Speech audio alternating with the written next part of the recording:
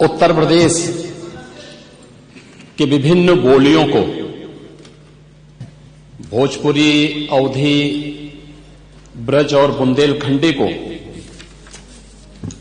इस सदन में सम्मान मिल रहा है और हमारी सरकार तो इन सब के लिए एक एकेडमी का भी गठन, अलग अलग एकेडमी के गठन की कार्रवाई को भी आगे बढ़ा रही है।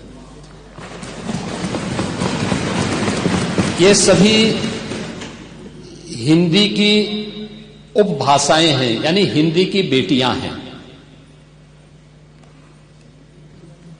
भाषा की समृद्धि के आधार हैं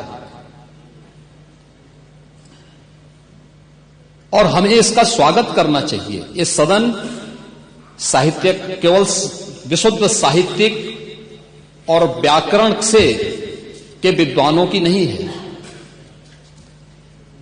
आम जन का प्रतिनिधित्व करने वाले माननीय सदस्य समाज के विभिन्न तबके से आए हैं।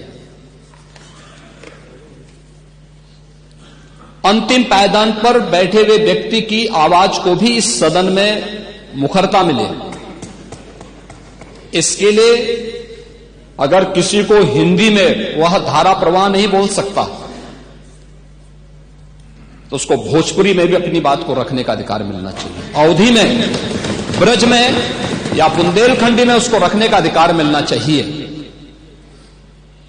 ये कौन सी बात हो गई कि भोजपुरी में न बोले, अवधी में न बोले, इसका विरोध अंग्रेजी का, बुंदेलखंडी में न बोले और उर्दू की आप वकालत कर रहे हैं।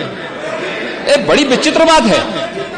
आप मुझे बताइए, मैं इसीलिए कहता हूं कि आप समाजवादियों का चरित्र ही इतना दोहरा हो चुका है, इतना दोहरा हो चुका है कि अपने बच्चों को भेजेंगे इंग्लिश पब्लिक स्कूल में और दूसरों के बच्चों को बोलेंगे कि एक गांव के उस विद्यालय में पढ़े जहां संसाधन भी नहीं है।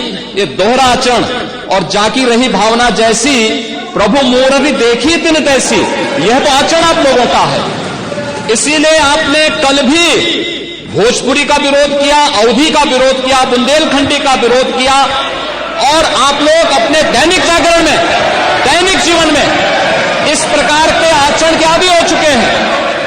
और इसलिए अध्यक्ष जी, इसका अभिनंदन हम लोग करते हैं और इन बोलियों को सम्मान मिलना चाहिए। इनके संरक्षण के लिए ही हमारी सरकार भोजपुरी एकेडमी का गठन कर रही है, अवधी एकेडमी का गठन कर रही है संत तुलसीदास जी के नाम पर। इसी के आधार पर ब्रज भाषा इतनी समृद्ध भाषा है। सूरदास जी ने अपनी सभी रचनाएं उसी भाषा में दी हैं। संत तुलसीदास जी ने अपनी कालजयी रचना रामचरितमानस, जो इस सदन में ही नहीं, उत्तर भारत के अंदर और भारत से प्रवासी हुए जितने भी ऐसे लोग हैं जो मॉरिशस में या दुनिया के फिजी में या दुनिया के किसी देश में गए, उनके संकट काल में रामचरितमानस ही तुलसीदास जी का अवधी भाषा में रचा गया, रामचरितमानस ही उनका सहारा बना था। और आज जब उसको सम्मान मिल रहा है तो आप उसका विरोध कर रहे हैं। बड़ी विचित्र सी स्थिति है।